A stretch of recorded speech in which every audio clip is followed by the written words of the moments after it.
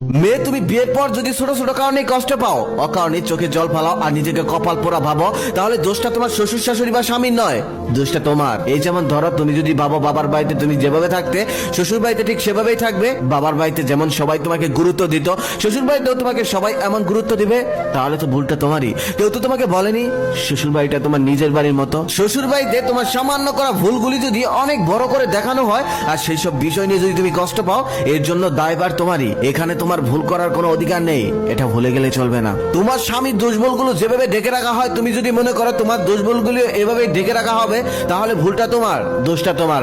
মনে রেখো, তুমি পরের মেয়ে আর সেটা তাদের নিজের সন্তান। তোমার ননদ একটু কাজ করলেই তোমার শাশুড়ি প্রশংসা করে ভাসিয়ে দেয়, আর তুমি সারাদিন কাজ করে মরে গেলেও তোমার ভুল ধরতে ব্যস্ত থাকে। এটা নিয়ে যদি তুমি আফসোস করো, তাহলে এটা তোমার ভুল।